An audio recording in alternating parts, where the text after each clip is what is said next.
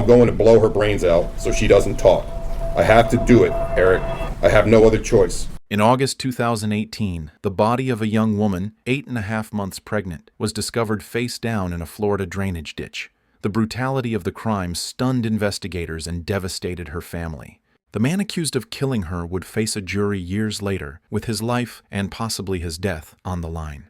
This is the trial of Jose Soto-Escalera, and in the end, the jury decided his fate in just under an hour.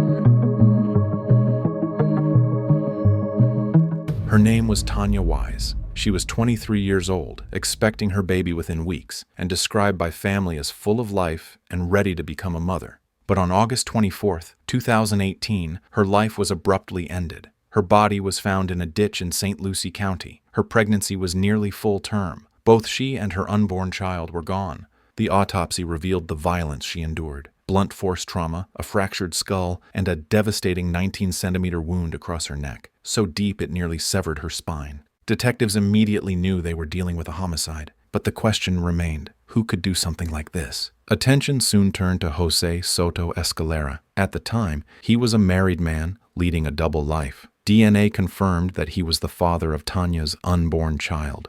Were you able to reach a conclusion as to whether or not the defendant in this case, Jose Soto-Escalera, is the biological father of Josiah Wise? Yes, I was. Okay, and what was your conclusion?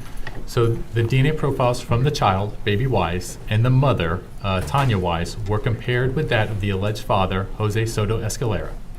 The DNA profile from Jose Soto-Escalera is consistent with that required of the child's biological father. Prosecutors alleged he had urged Tania to get an abortion, even giving her money for it. But when she didn't, they say he feared his affair would be exposed. Not wanting to lose everything, he decided the only option was to get rid of the problem. The evidence will show you that Jose Soto-Escalera, the defendant in this case, he had a problem. He had a big problem. And he needed to find a way to get rid of it. He had no other choice in his eyes. And that problem that he had was the victim in this case, Tania Wise. On August 21st, Tania Wise was a mom.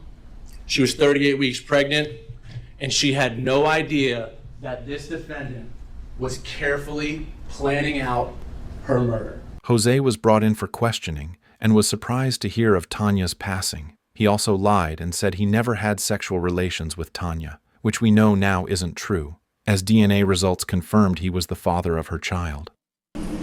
How would you describe Tania? Like, if you had to describe her to somebody, like, personality-wise, and who she is, what would you say? She was pretty mellow, I could say, but kind of crazy. I don't know. Talking ghetto, or ghetto talk.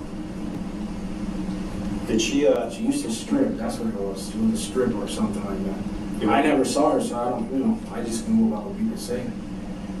Where did, do you know where she used to strip at? No, sir. How long you been married? You get this right, someone's gonna kill me. 2.5 years now. Were you married before, or? No. Do you have a kid with anybody else? I have several kids. I got 4 boys. Let me kind of just put this on the table. What we say in here is between us and here.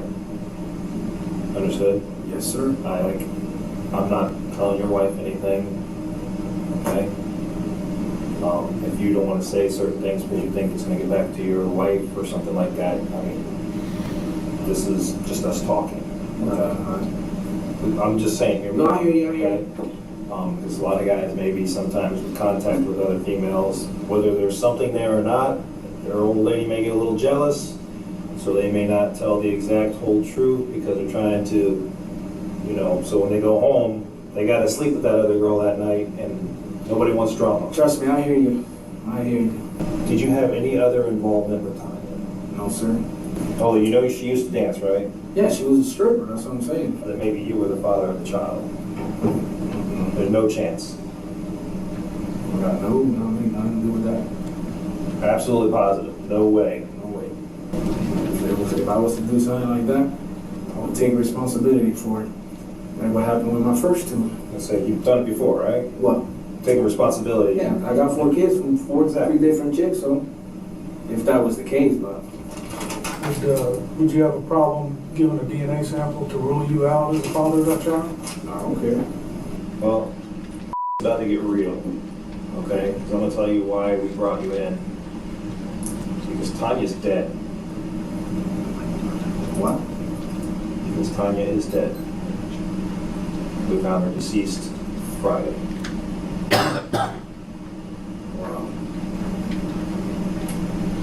And we've been interviewing everybody that has contact with her, so we're trying to iron out everybody's stories. Wow. Because there are a lot of things flying around, people saying stuff about other people, and It's always like that. That's crazy. That's crazy. Wow. so that's why I'm saying, That's crazy. right now we need to be, I mean, I don't got nothing to hide. I'm doing Like everything I'm- like I'm saying. just telling you. Yeah, it's kind of critical. if anything between, even if there was, like I said, if there was nothing that you think is gonna get you and your old lady in trouble, we're not saying nothing, okay? Because we want everything to come out now and be open. I know what you're that- getting at. I That know we what don't you're care getting at. about petty stuff like that. No, she's the one that's how we know about her. Listen, I'm trying to keep my life straight. I've been through some shit. And the last thing I need is any shit like this or whatever.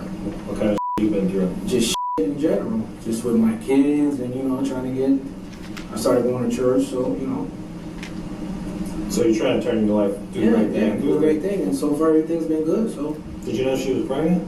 Yeah, Bradley. Did you ever know her to lie? Make stories up? She make up some shit. She like using guys that I know, because she uses shit out of my helper. Just manipulate them, You try to tell them, don't be falling in love with no stripper. You know what that shit is all about? Oh, you don't know what you're talking about. All right, well, learn the hard way. Listen, she so many dudes that she talked to, and God knows what she did. What do you mean? No, I'm saying because she knows a lot of guys, so I don't know. Like, God knows what she's done. I don't know. I'm just saying. Have you ever been with her? No? Never had sex with her? Hand to God. And God. So there would be no reason to find your DNA on her, right? And you said you were willing to give a sample of your DNA? Yeah. Now, she was pregnant. Okay? Okay. And we're going to take DNA from the child who's also deceased. Okay. Right? So there's not going to be any surprises. We're going to have to contact you in a little bit and be like, hey, why is he coming You back? guys do whatever you gotta do. But, I mean, I'm not going to be coming back to you in 6 weeks when I get the results back saying, hey, what's up with the... I'm good. I'm You've straight. never had sex with her. I'm straight. Did you ever have sex with her? No. After his interrogation concluded, law enforcement took a DNA sample and photos of Jose's hands. After weeks of investigation by the St. Lucie County Sheriff's Office, Jose Soto-Escalera was arrested on September 21, 2018. 7 years later, the trial of Jose Soto-Escalera for the murder of Tania Wise was underway. People who have nothing to hide have no reason to lie, right? People who have nothing to hide have no reason to lie. Remember, as the jury in the case, you are the fact finders. You are the fact finder. You figure out what evidence is credible and what is not. Who told the truth and who didn't. The prosecution presented a mountain of evidence, including a witness that saw Jose's truck the night before the body was discovered.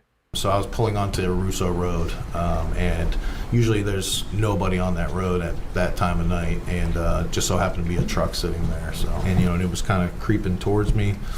It was a silver or gray truck. It was like the fog lights had popped on right away. Which I thought was suspicious, because instead of turning on all your lights, it was like fog lights. I feel like a lower light. I just kept going and went home that night, like normal. Well, this was my everyday route. So the next day when I was coming down that road, I noticed they had it blocked off. I noticed that there was police officers parked there, and I had saw a tent set up right where I saw that truck. So I figured maybe I should stop and at least tell them what I saw the night before. A former co-worker even testified that Soto-Escalera had asked him for an illegal gun weeks before the crime had occurred. He approached me on the hill and asked me about selling him a firearm. I asked him, like, what kind of firearm are you talking about? Are you talking about a large gun, small gun? Like, what are we talking about? And he just said, oh, he just wants something, something small.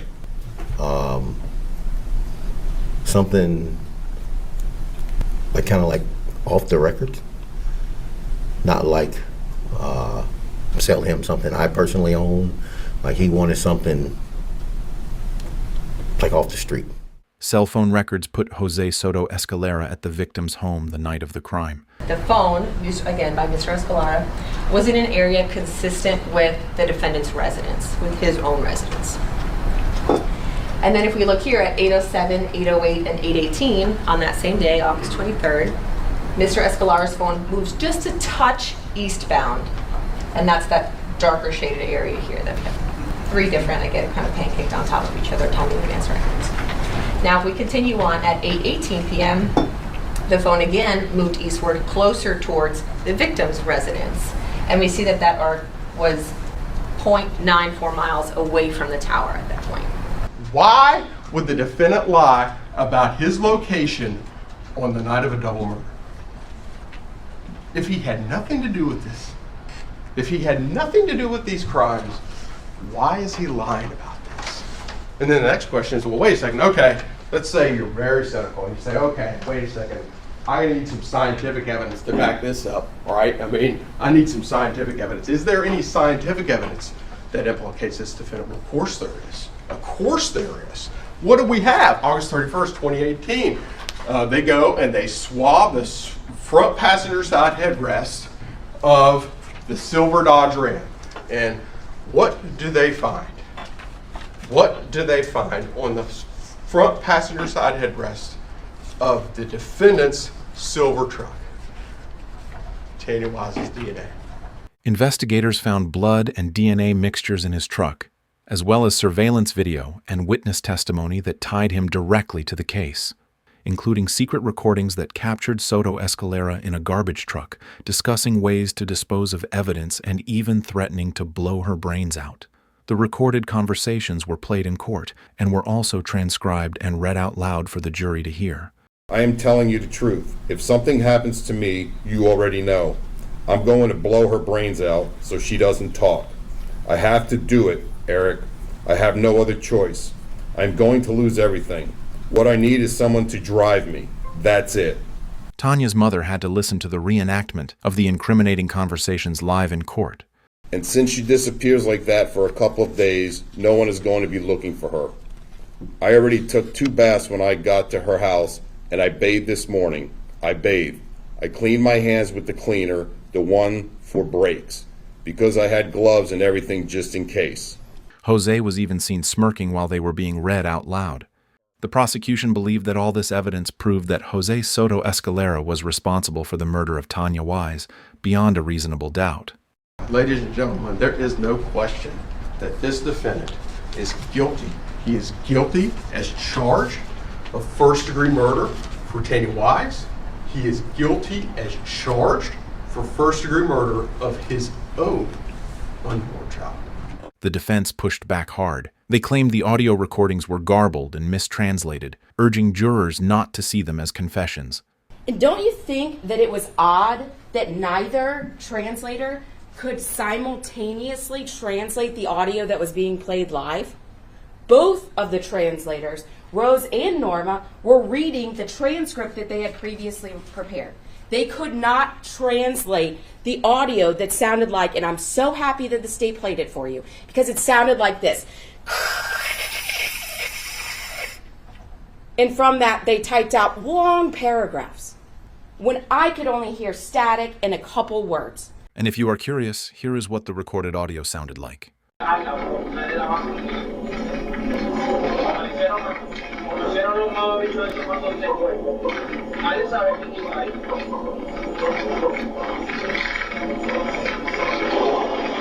They also suggested Wise's DNA in his truck could have come from consensual contact and also argued that if a crime had occurred, it was one of passion, not premeditated murder. If you believe that Jose did this, it was in a pressure cooker, and maximum force was applied to him. You don't mess with people's money, and you don't mess with their family. And if you believe the state's case, Tania was threatening Jose with both. And she was telling multiple men that they were the father of her unborn child, and she was extorting them. It's possible that Jose thought that he could talk Tania out of blackmailing him and extorting him, only to have Tania refuse, and in a fit of passion, without any ability to reflect. That's how the murder occurs. That's why the method is frantic and there are multiple weapons used.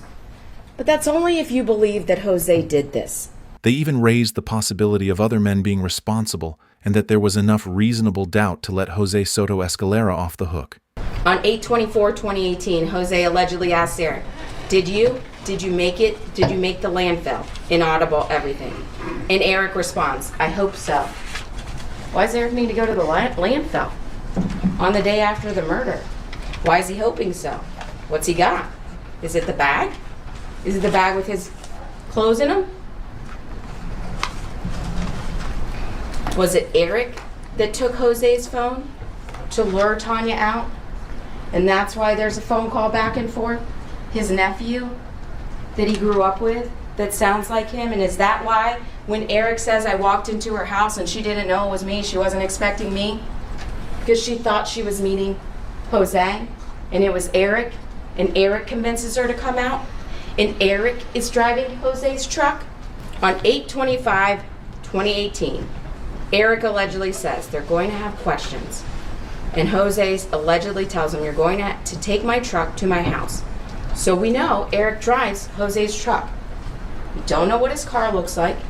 We don't know where Eric was that night, or what his phone number was, or where his phone was. But we do know his DNA was on the truck, and Eric believed he was the morning after the murder. You should have doubts about the government's case. Those doubts are eminently reasonable, and you should find Jose not guilty. Thank you. It was now up to the jury. Was this a tragic accident of flawed evidence or proof beyond a reasonable doubt of murder? The jury left the courtroom to deliberate, and less than 1 hour later, they returned. We, the jury, find Jose Soto-Escalera as to count 1, guilty of first-degree murder as charged in the indictment. On September 19, 2025, over 7 years since the murder, the jury found Jose Soto-Escalera guilty of first-degree murder in the death of Tania Wise and her unborn child. A few days after the verdict, the trial moved into the penalty phase, the moment where the jury would decide if Jose Soto-Escalera would spend the rest of his life in prison or face the death penalty. Inside the courtroom, Tania's family took the stand. Her mother spoke through heartbreak. I catch myself thinking that she will be here with us tomorrow, and that I hear her voice or see her smile. But tomorrow comes, and she's still not there. That reality is crushing, and it's something that I struggle with for the rest of my life. And her young son shared the pain of losing her forever. My mother was the closest person to me, and she was like my best friend. Also, she was always there for me. I'm here to share a few to honor my mother and talk about how I was affected.